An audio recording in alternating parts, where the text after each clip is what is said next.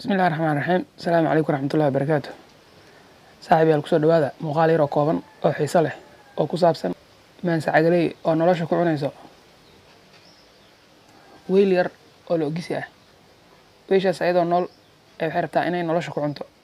Abeeso lugaaleydan inta badan waxay ku nooshahay dalka Indonesia jasiiradiisa. Xayawaan biyaha aan ka fogaan inta badan meelaha biyo fadhiga iyo meelaha waraha agtooda iska fadhiyo meelahaas laga helo.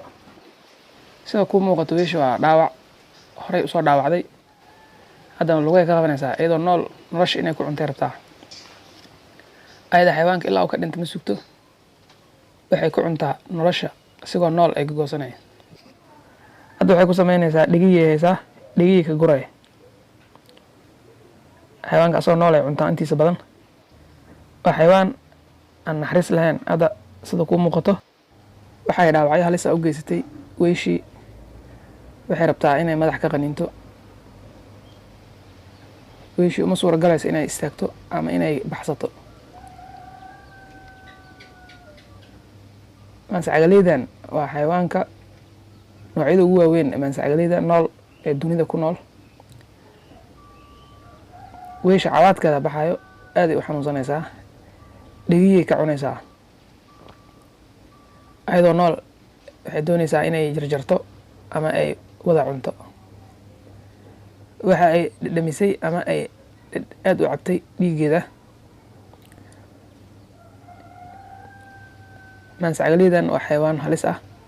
Waa xayawaanada xamaaratada nooc ugu halista badan, uguna qaniinyada kulul. Waa xayawaan aan dhaafin xayawaanka nool kale ilaa iyo noloshu ku cunaa.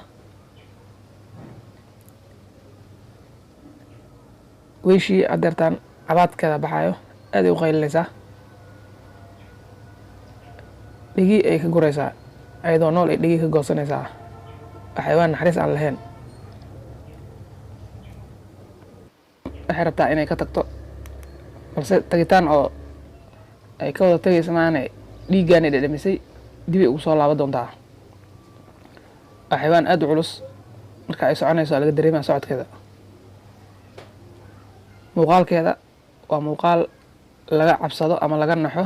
Waxay leedahay laba carab oo dhaadheer. Waa maansa cagaleydii ku nooleed Soomaaliya meelaha qaarkooda sida meelaha baadiyaha ama duurka. Nooceedii oo waaweyn aad u waaweyn waaye.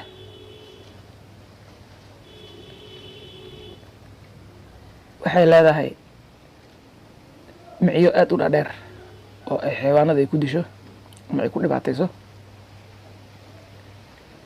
Waxay rabtaa hadeertaan in ay dhammaystirto cunitaankeeda. Ugu dambeyn weyshii halkaas ay ku dhimatay dhaawacyadii iyo dhibaatooyinkii la gaarsiiyey bahalkuu gaarsiiyey darteed.